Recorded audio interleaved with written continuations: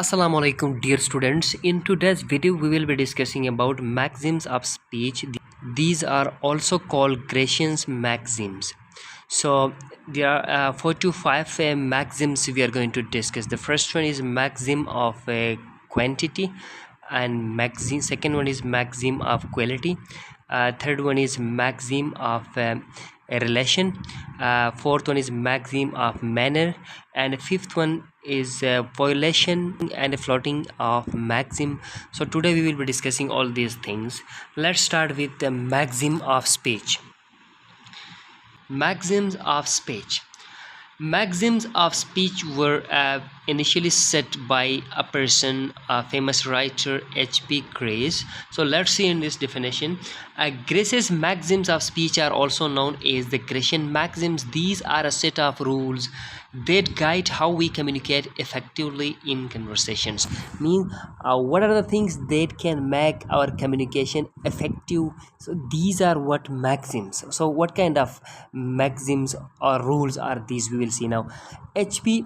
Grace introduced these maxims as part of his theory of the cooperative principle. So you know that cooperative principle is a theory. It is written by, or it is conceptualized by the person, his name is H.P. Grace, okay, which states that in any conversation, speakers and the listeners assume that both are cooperating to make communicate effective. Means if one is speaking, so what should be response of another person? You know that making communication successful and making it effective, so there is cooperation of both speakers. If there is no cooperation in the conversation, it means that that is not an effective conversation. The maxims help ensure that communication is clear, truthful, relevant, and orderly. So let's start with the very first, the maxim of quantity. There are 5 maxims: the maxim of quantity, the maxim of quality, the maxim of relation, we can say maxim of relevance as well, the maxim of manner, and the last one is violations and floating of maxims. Okay, the first one, the maxim of quantity is first one. The maxim of quantity states that when we speak, we should provide the right amount of information, neither too much nor too little. The maxim ensures that the conversation remains informative and balanced. Means the maxim of quantity means that giving answer that is neither too much nor too little, means that that is a specific answer that can fulfill the requirement of the person that has asked the question. Got it? So this is maxim of quantity. Example: imagine someone asks you for directions to a nearby coffee shop. If you respond with excessive details such as the history of area or unrelated landmarks, you are providing too much information. If you simply say it's over there without pointing or specifying, you are giving too little. So a balanced response would be: the coffee shop is 2 blocks ahead on the right, just past the pharmacy. This is what right answer. This is maxim of quantity you people are following while answering to this question, right?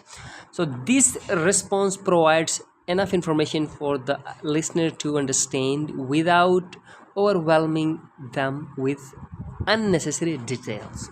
Maxim of quality. Second one, the maxim of quality is about truthfulness.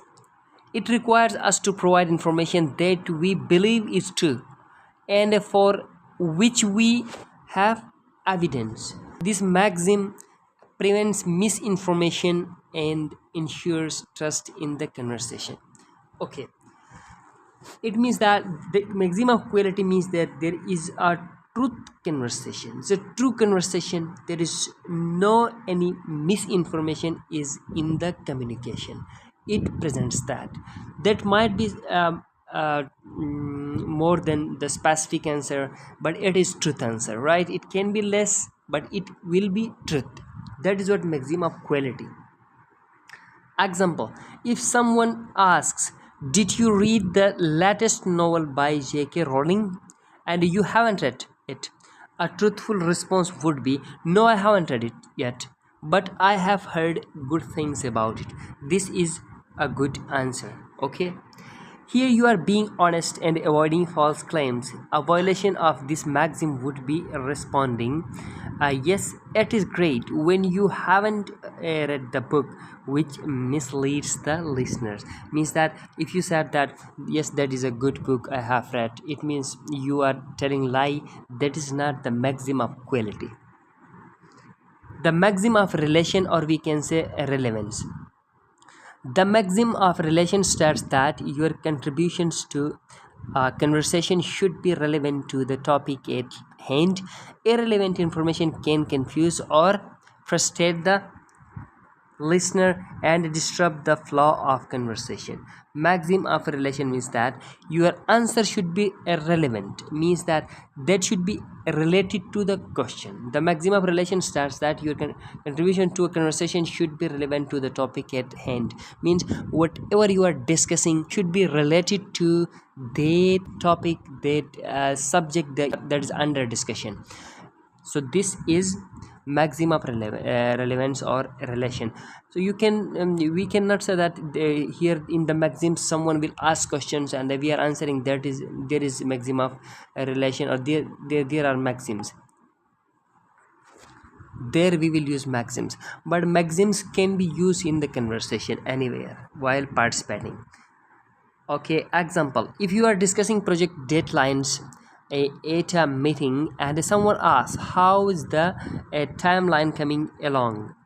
A relevant response would be, the project is on track and it should be finished by the deadline. However, a response like, did you see the game last night, would violate this maxim because it's unrelated to the ongoing discussion about the project.